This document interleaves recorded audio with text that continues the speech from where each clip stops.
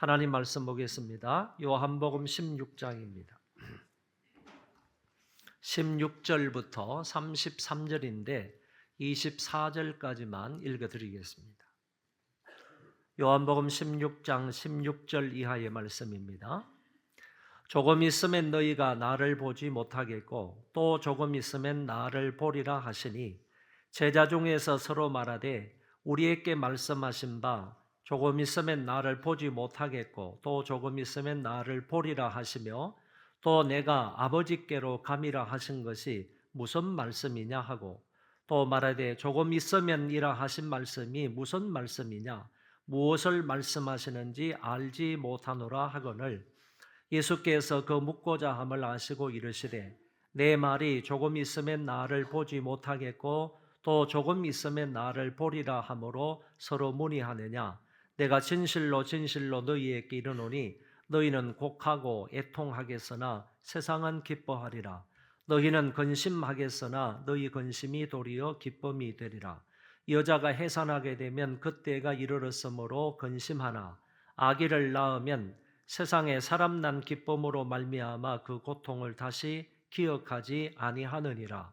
지금은 너희가 근심하나 내가 다시 너희를 보리니 너희 마음이 기쁠 것이요 너희 기쁨을 빼앗을 자가 없으리라.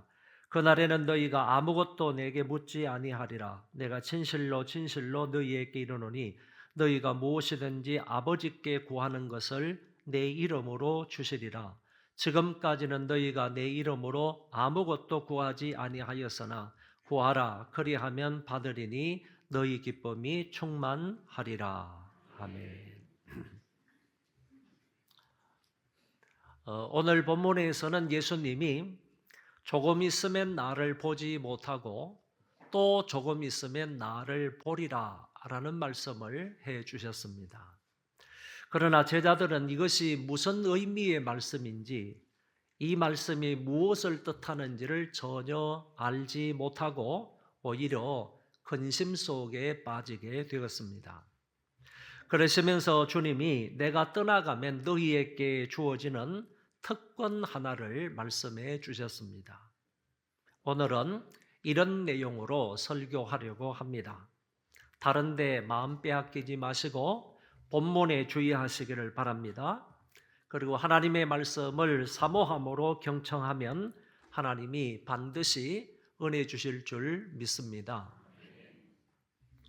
예수님이 앞으로의 자기의 여정을 얘기하시는데 이 이야기를 들은 제자들은 혼란에 빠지게 됩니다. 조금 있으면 너희가 나를 보지 못하겠고 또 조금 있으면 나를 보리라 하시니 여기 조금 있으면이라는 말을 무려 7번이나 예수님이 반복해서 말씀하셨습니다. 그만큼 강조하셨다는 얘기가 됩니다. 여기에 조금 있으면 나를 보지 못한다 하는 이 말은 제자들이 예수님을 보지 못하는 것으로 예수님의 죽음을 암시하는 말입니다.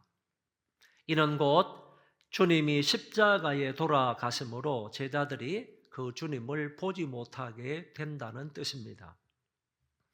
그리고 제자들이 조금 있으면 예수님을 본다 하는 이 말은 예수님이 죽은 자 가운데에서 부활하시고 성령으로 다시 오심을 말씀하시는 것입니다. 그러나 재림을 말하는 것 같지는 않습니다. 그러므로 앞에 나와 있는 나는 예수님을 말하는 것이고 뒤에 있는 나는 예수님의 영으로 오시는 성령님을 말한다고 해석할 수도 있겠습니다.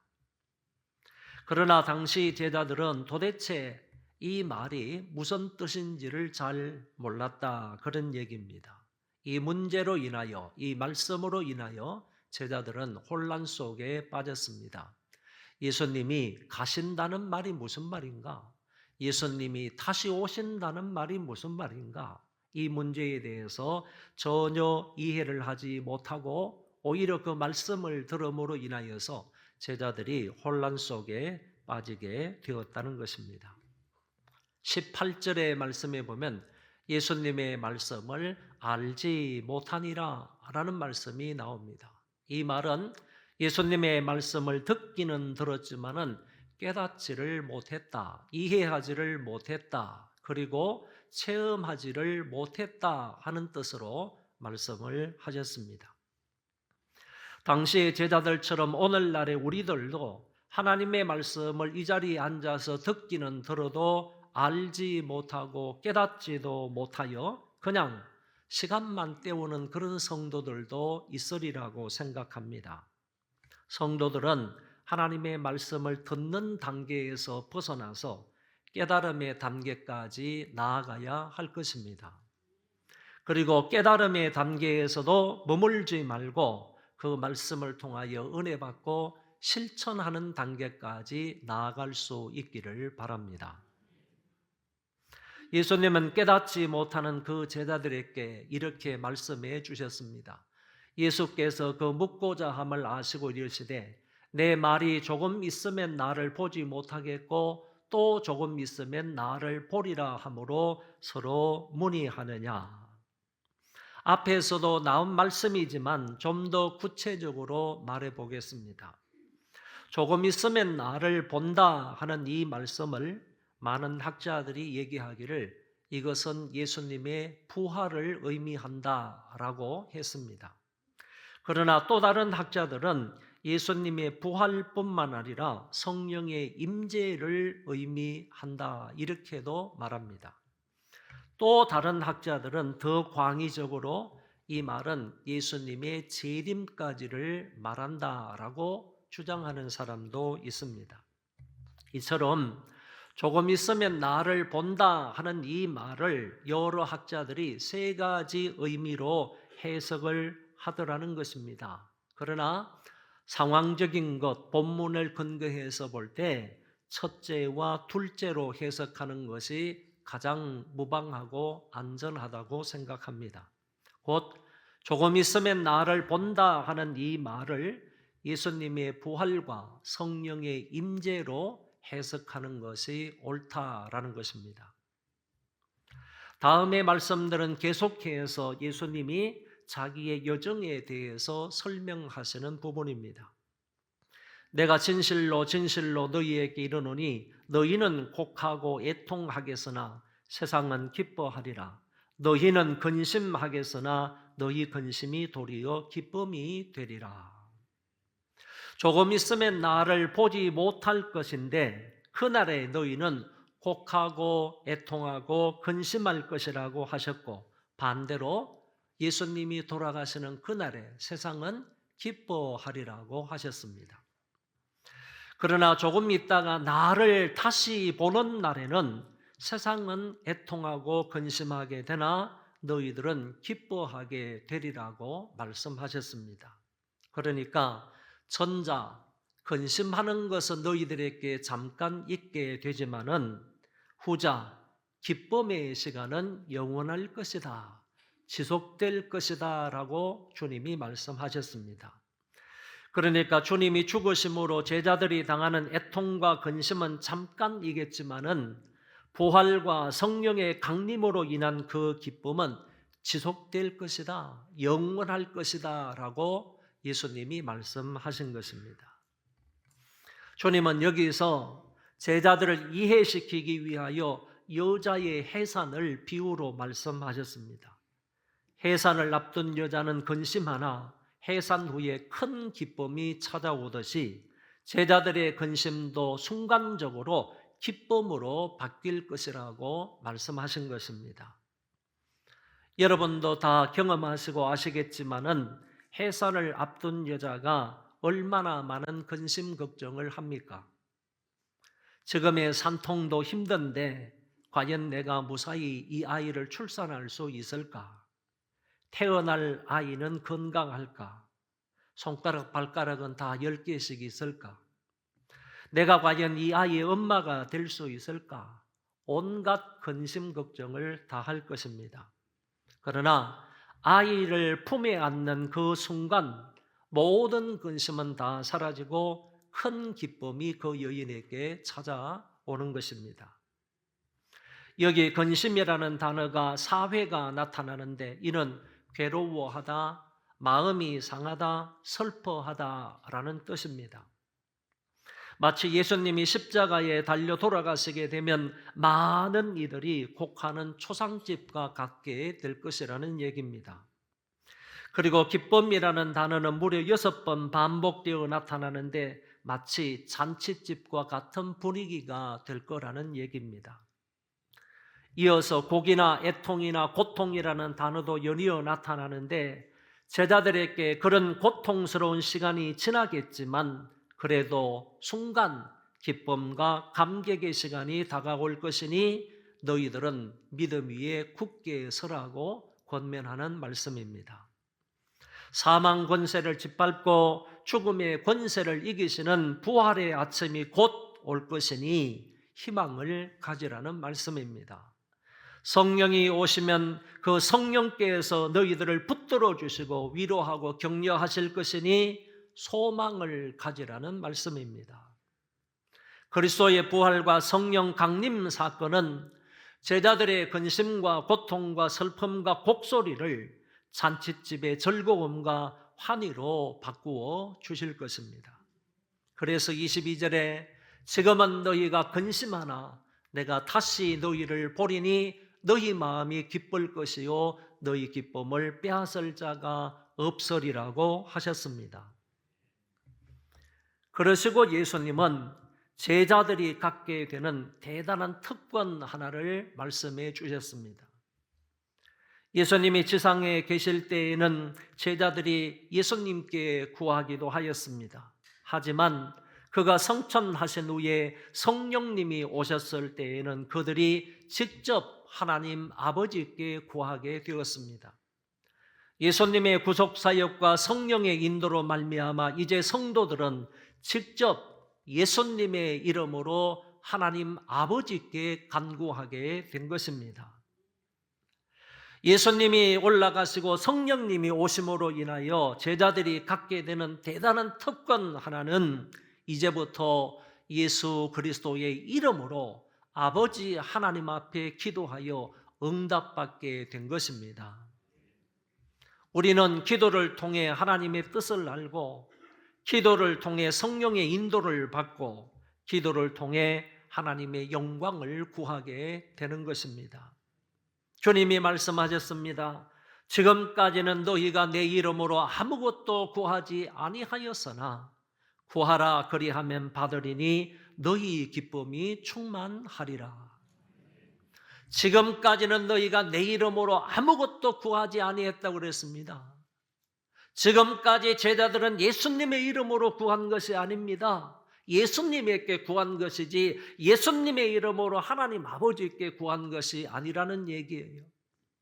지금까지는 너희가 내 이름으로 아무것도 구하지 아니하였으나 구하라 그리하면 받으리니 너희 기쁨이 충만하리라고 하셨습니다. 신약시대의 성도들에게 주어진 대단한 특권 하나가 예수 그리스도의 이름으로 우리의 아버지가 되시는 그 하나님에게 간구할 수 있게 된 것입니다. 성령 안에서 예수님의 이름으로 아버지 하나님께 기도하여 응답받는 것입니다. 제자들에게 핍박과 환난이 있었지만 그런 상황 속에서도 제자들은 주님을 만나서 계속적으로 교제하는 기쁨을 갖게 되었고 뿐만 아니라 하나님 아버지께 예수 이름으로 간구하여 기도 응답을 받는 기쁨을 누리게 된 것입니다. 아버지께 구하면 아버지께서 내 이름으로 주시리라고 하셨습니다. 아멘 소리가 안 나오니까 다시 한 번 더 하겠습니다. 아버지께 구하면 아버지께서 내 이름으로 주시리라고 했습니다. 네. 부흥회가 끝나고 나서 얼마 안 됐으니까 여러분 여기 주시리라 하는 이 말은 미래 시제로 되어 있습니다. 미래 시제라는 말은 지금도 주시지만은 앞으로도 주실 것이다 그런 뜻이에요. 우리가 지금 하나님 아버지께 간절히 간구하면 지금도 응답해 주시지만은 미래 계속적으로 하나님 아버지께서 주신다고 말씀하신 겁니다. 기도하면 하나님이 지금만 주시는 것이 아니라 미래에도 계속하여 주시겠다고 약속하셨습니다. 그러므로 우리가 구하면 지혜도 얻습니다. 우리가 구하면 능력도 주십니다. 우리가 구하면 일용할 양식도 주십니다. 우리가 구하면 건강도 주시고요. 우리가 구하면 부귀영화도 주시는 것입니다. 기도하면 우리의 요구대로가 아니라 우리의 필요대로 하나님께서는 계속하여 채워주시겠다고 약속하셨습니다. 이런 약속이 있는데도 기도하지 않고 내 마음대로 살아간다면 우리에게 주신 특권을 누리지 못하는 것입니다. 주님의 이름으로 약속에 신실하신 그 하나님께 간청할 수 있기를 바랍니다. 기도 응답을 하게 되면 그것으로 오는 기쁨은 이루 말할 수가 없다고 오늘 주님께서 말씀해 주셨습니다. 그러니까 기쁨이라는 것은, 여기서 말하는 기쁨은 기도 응답을 받았을 때 오는 기쁨을 말하는 겁니다. 제가 언젠가 이런 말씀을 드렸나요? 대학 4학년 때 마지막 등록금이 없어서 삼각산에 올라가가지고 하나님 앞에 막 기도했던 적이 있습니다. 그 당시 삼각산은 출입이 다 가능하기 때문에 아침에 새벽에 4시 돼야 교통 통금이 해제가 되는 거죠. 그래서 저녁에 올라갔다가 통금이 해제될 때까지 삼각산에 올라가가지고 신학생들이 그 당시 얼마나 부르짖어 기도했는지 모릅니다. 나는 한 가지 제목으로 기도했습니다. 하나님, 이 4학년 2학기인데 이번 학기 등록금을 내지 못하면 졸업이 안 되는 거예요. 교목과에서는 찾아와가지고 빨리 이번 주까지 등록금을 내라 이렇게 요청을 하기 때문에, 그래서 올라가가지고 다른 기도는 못하고 하나님 등록금 좀 주세요. 그 당시 한 학기 등록금이 40몇만 원이었습니다. 그 40몇만 원을 달라고 하나님 앞에 간절히 기도했는데 하나님께서 마음에 새벽에 응답을 해 주셨습니다. 마음의 기쁨을 주셨어요. 그래서 하나님 걱정하지 않겠습니다. 염려하지 않겠습니다. 하나님이 주실 줄 믿습니다. 그러면서 내려오다가 너무너무 기쁜 마음으로 너무 기뻐가지고 정말 춤을 추면서 그 삼각산 꼭대기에서 내려오면서 노래를 불렀던 거룩한 노래가 하나 있다고 그랬죠. 와이레 존노 와이레 존노. 그 노래를 부르면서요, 와이레 존노 와이레 존노, 동지 섣달 꽃 본 듯이 와이레 존노, 그것을 개사해서요, 와이레 존노 와이레 존노, 기도 응답 받고 보니 와이레 존노, 그러면서 그것을 여러 번 기뻐하면서 그 산꼭대기에서 밑에까지 내려왔던 그런 경험이 있습니다. 그런데 내려오니까 교목관에서 부르지 않는 거예요. 그래서 어떻게 된 건가 물어보니까 그 다음 주간에요, 어떤 사람이 네 등록금을 내줬대요. 여러분, 하나님께서 분명히 우리 기도에 응답해 주십니다. 예수 그리스도의 이름으로 하나님 앞에 기도하면 하나님께서 다 주시리라 그랬잖아요. 다 주시리라. 그랬을 때 기도 응답 받은 사람의 기쁨은 이루 말할 수가 없다니까요. 예수님이 분명히 여기에서 말씀을 하셨잖아요. 그리하면 받으리니 너희 기쁨이 충만하리라 그랬어요. 이런 기도 응답으로 기쁨을 누릴 수 있기를 바랍니다. 우리가 예수님의 이름으로 아버지께 기도하는데 생각해 봐야 할 것이 하나 있습니다. 나와 주님 사이, 그리고 나와 하나님 사이에 정말 사랑하는 관계가 이루어졌는가? 내가 주님을 사랑하고 주님께서 나를 사랑하시는가? 아버지께서 나를 사랑하시는 것처럼 내가 주님을, 아버지를 사랑하느냐? 사랑의 관계 속에서 하나님 아버지께 기도할 것을 말씀해 주셨습니다. 자녀 관계 속에서 기도하라는 얘기예요.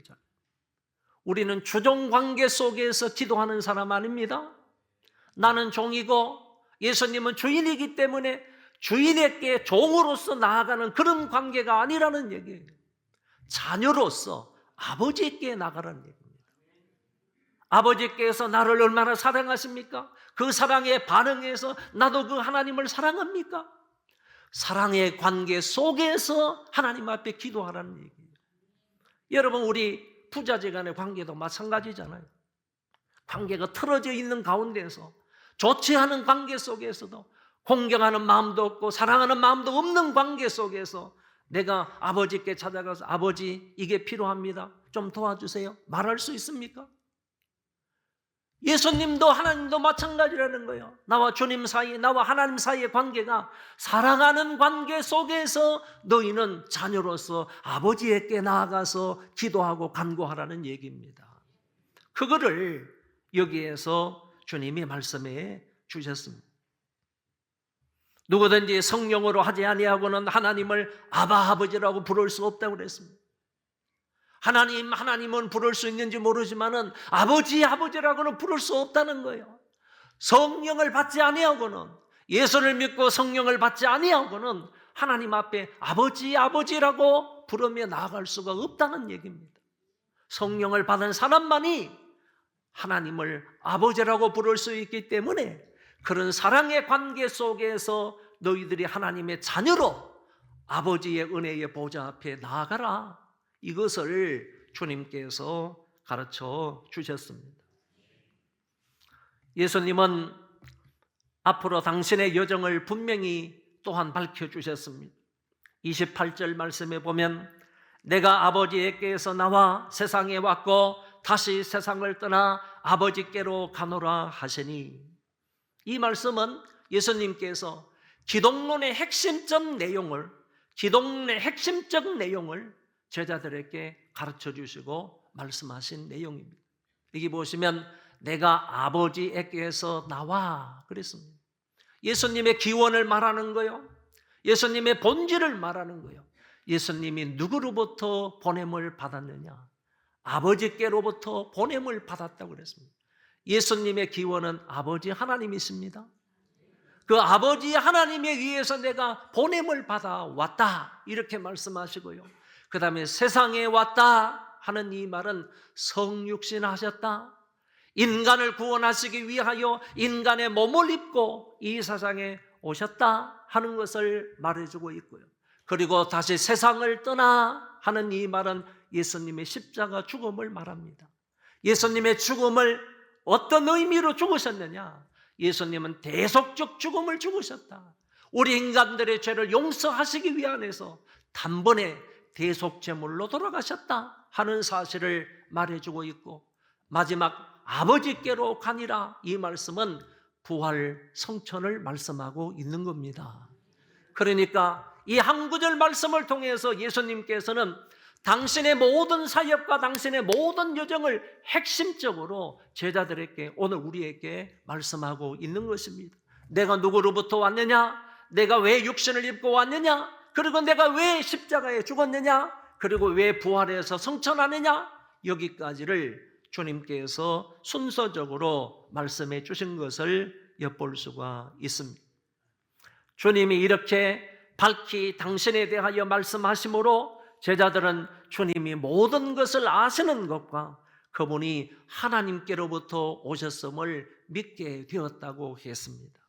제자들은 이제 어느 정도 주님에 대한 신뢰하는 마음을 가지게 된 것입니다. 그러나 주님은 그 제자들에게 이렇게 말씀하셨습니다. 이제는 너희가 믿느냐? 언뜻 생각하면 이제서야 너희가 믿느냐? 이런 말씀도 될 수 있겠지만은 유명한 존 칼빈이라는 사람이 이제는 너희가 믿느냐 하는 이 말을 이렇게 번역을 했습니다. 어떻게 번역을 했느냐? 너희에게 믿음이 굳게 섰다고 지금 자랑하는 거냐? 이렇게 번역을 했습니다. 다시 읽어드립니다. 너희에게 믿음이 굳게 섰다고 지금 자랑하는 거냐? 예수님의 이 말씀을 이 칼빈이라는 사람이 이렇게 번역을 했다는 거예요. 그러니까 우리가 칼빈의 번역을 옳다고 받아들이게 된다면 이 구절은 주님이 제자들의 불확실한 믿음을 질타하신 반어법적인 질문이었다는 것을 알게 된다는 것입니다. 조금 어려운 말이지만은 다시 말하면 주님이 이렇게 말씀을 하신 것은 제자들의 믿음이 확실해서 그렇게 말한 것이 아니라 오히려 불확실한 믿음을 책망하시는 것으로 이해해야 한다는 것입니다. 그래야 다음 구절의 말씀하고 잘 이해가 되는 것입니다. 연결이 됩니다. 다음 구절에 보면 보라 너희가 다 각각 제 곳으로 흩어지고 나를 혼자 둘 때가 오나니 벌써 왔도다. 그러나 내가 혼자 있는 것이 아니라 아버지께서 나와 함께 계시느니라. 제자들의 믿음이 확실하다면 그들이 주님을 버리고 주님을 떠나서 도망갈 이유가 없지 않겠습니까? 그들의 믿음이 약하니까 주님이 잡히고 십자가를 지시게 되니까 제자들은 뿔뿔이 흩어지고 숨어서 지내게 되는 것입니다. 이것은 이리에 의하여 양떼가 흩어지는 모습을 그리고 있는 구절입니다. 제자들은 방금 신앙을 고백했으나 그 밤에 모두 예수님을 떠나 결국 각각 자기의 길로 도망쳐버리고 말았습니다. 주를 끝까지 따르며 죽기까지 주님을 따르겠다고 호언장담했던 베드로조차도 3번이나 주님을 부인하고 말았습니다. 그래서 예수님은 세상의 모든 것으로부터 홀로 남게 되시고 고독과 더불어 고통의 십자가를 지셔야만 했습니다. 그러나 그때에도 하나님은 주님과 함께 계셨다고 말씀합니다. 마지막 33절의 말씀입니다. 이것을 너희에게 이르는 것은 너희로 내 안에서 평안을 누리게 하려 함이라. 세상에서는 너희가 환난을 당하나 담대하라. 내가 세상을 이기었노라. 여기에서 말씀하시는 이것은 이라는 말은 다락방 강화의 모든 말씀을 하나로 받아가지고 이것은 이라는 말을 썼습니다. 다시 말하면 요한복음 13장에서 지금 16장까지 다락방 강화의 그 모든 말씀, 예수님께서 제자들에게 하신 주옥 같은 그 모든 말씀을 이것은 이라는 문장에 받아가지고 이것을 너희에게 이르는 것은, 다시 말해서 다락방 강화 전체의 말씀을 너희에게 이른 것은 목적이 하나 있다는 것입니다. 너희로 내 안에서 평안을 누리게 하려 함이라. 여러분, 이 평안이라는 것은 주 안에서, 내 안에서 누리는 평안인 거예요. 세상이 주는 평안과 같지 않은 것입니다. 결코 세상이 줄 수 없는 평안을 말하는 거예요. 주님 안에서만 누릴 수 있는 이 평안을요, 그들에게 주기 위하여 지금까지 이 말씀을 하셨다, 그런 얘기입니다. 내가 너희들에게 이런 이 모든 말씀을 왜 했는 줄 아느냐? 궁극적으로는 내 안에서 너희들이 평안을 누리게 하려 함이라고 했던 것입니다. 이 평안은 세상의 것과 다른 것이고 세상에서는 핍박을 받지만 마음으로 누리는 기쁨에서 비롯되고, 또한 성령의 열매인 이 평안은 성령 강림 이후에 더욱더 제자들의 마음을 장악하게 될 것입니다. 그리고 세상에서는 너희가 환난을 당하나 담대하라. 내가 세상을 이기었노라고 말씀하십니다. 예수님이 당하셨던 것처럼 너희도 세상으로부터 환난과 핍박을 받을 것이지만은 그 환난과 핍박 중에서도 예수님을 믿는 믿음으로 담대하라, 이것을 말씀하셨습니다. 주님이 세상을 이기셨으므로 우리도 그 승리하신 주님을 믿음으로 승리할 줄 믿고 담대하게 사는 것입니다. 예수님이 세상으로부터 당하신 그 세상을 이기셨다면 우리도 세상으로부터 당하는 그 환난 속에서도 그 세상을 이기게 될 것입니다. 예수님은 지금 십자가를 앞에 두고 있는 순간입니다. 지금 십자가를 앞에 두고 두려움과 우울함이 아닌 정복자로 담대하게 십자가를 향해 나아가시는 것처럼 우리도 그런 일들이 앞에 놓여 있다 할지라도 주님의 능력으로 승리하리라는 믿음으로 세상을 향해 나아가시기를 바랍니다. 바울이 이런 말씀을 했습니다. 그러나 이 모든 일에 우리를 사랑하시는 이로 말미암아 넉넉히 이기느니라. 여러분, 이 모든 일이 무슨 일인 줄 아십니까? 앞에 말씀을 보면 이렇게 되어 있습니다. 환난과 고난과 핍박과 위험과 칼을 말하고 있어요. 우리 앞에 환난과 고난과 핍박과 위험과 칼이 우리 앞에 다가온다 할지라도 우리를 사랑하시는 이로 말미암아, 예수님으로 말미암아, 세상을 이기신 그 주님으로 말미암아 너희들도 넉넉히 이긴다는 말씀입니다. 여러분, 이런 주님으로 말미암아, 하나님으로 말미암아, 성령님으로 말미암아 담대하게 믿음으로 나아가서 승리하는 자들 되시기를 바랍니다. 결론의 말씀입니다. 예수님이 올라가시고 성령님이 오심으로요, 신자들에게 주어진 대단한 특권 하나가 있습니다. 그것은 곧 성령의 능력을 힘입어 예수 그리스도의 이름으로 아버지 하나님께 기도하는 것입니다. 그리하면 다 받으리라고 하셨습니다. 기도에 있어서 삼위일체 하나님을 분명히 구분하는 것이 필요합니다. 우리는 빌바를 잘 알지 못하기 때문에 무시로 성령 안에서 기도해야 합니다. 또한 성령은 우리 연약한 부분을 도와주시는 분이십니다. 그리고 성령님은 우리 안에서 말할 수 없는 탄식하심으로 우리를 위하여 하나님 아버지께 기도하시는 분이십니다. 그래서 성령의 능력과 성령의 도우심을 받아 우리가 기도해야 하는 것입니다. 다음은 기도에 있어서도 유일한 중보자는 예수 그리스도입니다. 그러므로 예수님의 이름으로 기도하는 것입니다. 예수님의 이름으로 기도한다는 이 말은 예수님의 전 성품과 예수님의 전 사역을 의지해서 하나님께 기도한다는 말입니다. 지금까지는 너희가 아무것도 내 이름으로 구하지 아니하였으나 이제는 내 이름으로 구하라. 그리하면 다 받으리라고 하셨습니다. 그래서 우리는 주님의 이름으로 아버지께 기도하는 것입니다. 그리고 기도할 때 주님이 기도의 대상을 하나님 아버지라고 가르쳐 주셨고, 또한 주님이 아버지 이름을 부르며 기도하셨습니다. 예수님이 기도할 때 이렇게 기도하라고 가르치시면서 하늘에 계신 우리 아버지요 라고 말씀해 주셨습니다. 그래서 신약시대의 가장 바람직한 기도의 형태는 성령의 능력을 힘입어 예수 그리스도의 이름으로 아버지 하나님께 기도하는 것입니다. 진실한 마음으로 이렇게만 기도하면 하늘에 계신 아버지께서 다 응답해 주신다고 하셨습니다. 우리가 우리 기도의 응답을 받을 수 있는 것은 주님이 그렇게 약속해 주셨기 때문입니다.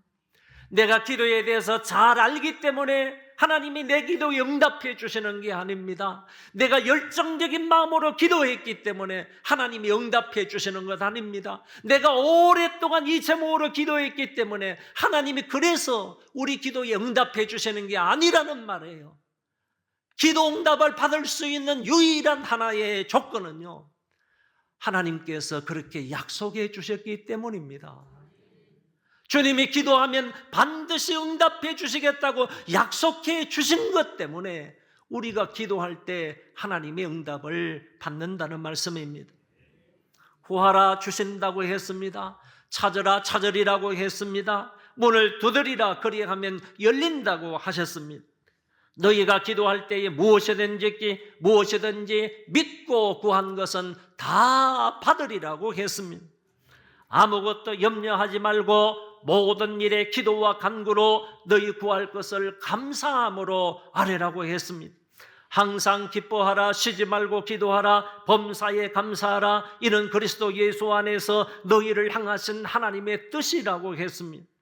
여호와께서는 자기에게 간구하는 모든 자, 곧 진실하게 간구하는 모든 자에게 가까이 하시는 도다라고 했습니다. 의인의 간구는 역사하는 힘이 많다고 했습니다. 성령님이 오시면 예수님의 이름으로 아버지 하나님께 기도하면 다 받게 된다고 말씀하셨습니다. 우리 사랑하는 소망교회 모든 성도들은 이 신약시대를 살아가는 우리들에게 오늘 주님이 대단한 특권 하나를 약속하셨다. 그 특권은 예수님의 이름으로 성령의 능력을 힘입어서 아버지 하나님 앞에 나아가서 간구하면 다 받게 된다는 이 놀라운 특권을 저와 여러분들에게 주셨습니다. 이 특권을 매일매일 사용함으로 놀라운 기도 응답을 받아 저와 여러분들의 마음속에 기쁨이 충만하시기를 바랍니다. 우리 다 일어나셔서 찬송하겠습니다. 1절, 3절만 부르겠습니다.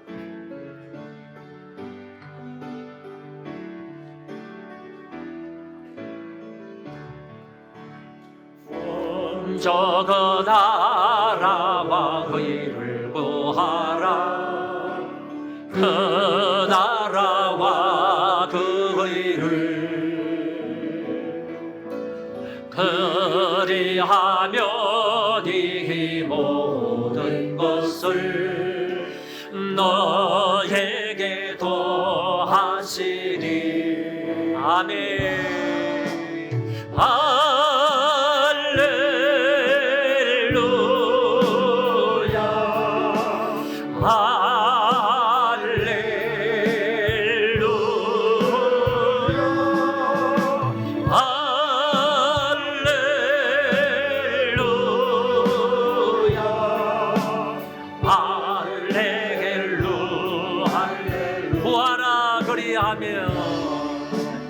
구하라 너희에게 주실 것이요 찾으면 찾으리라.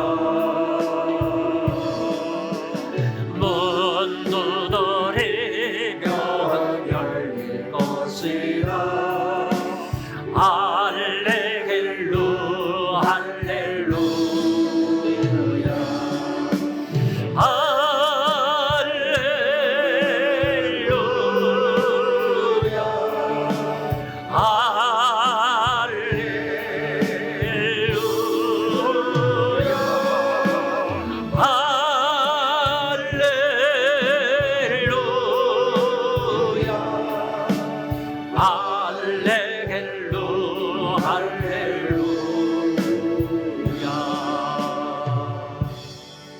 여러분 마음속에 한 가지 기도 제목이 무엇입니까?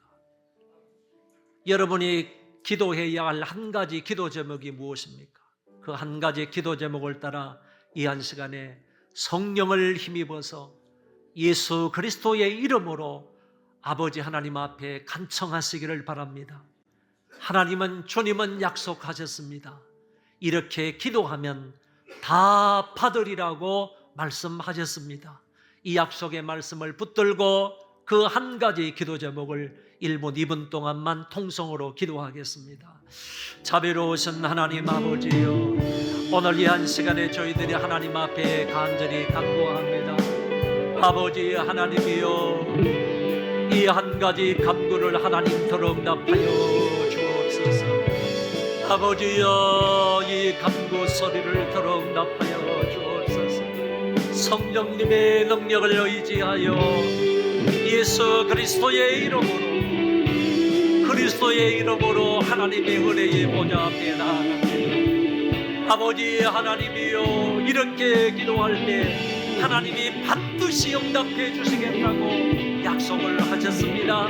그 약속의 말씀을 믿고 간청하오니 하나님 아버지여, 은혜를 베풀어 주시고 하나님 앞에 위대하게 쓰임받는 귀한 사람들 되게 하여 주시고, 기도의 응답을 간증할 수 있는 자들 되게 하시고, 기도 응답을 받아 마음에 주체할 수 있는 기쁨을 누리는 자들 되게 하여 주시기를 간절히 바라고 원합니다. 하나님 아버지께서 심령들을 감찰하시고 은혜 베풀어 주시고 역사하여 주시옵소서. 믿습니다.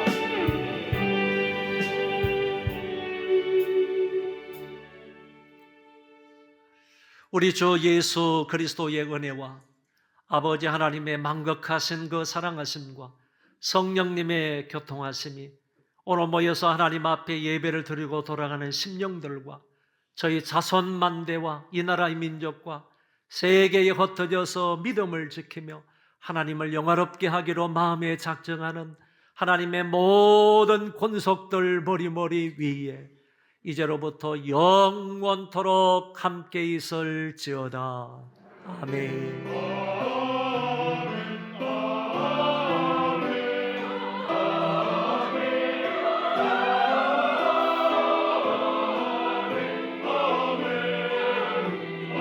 아버지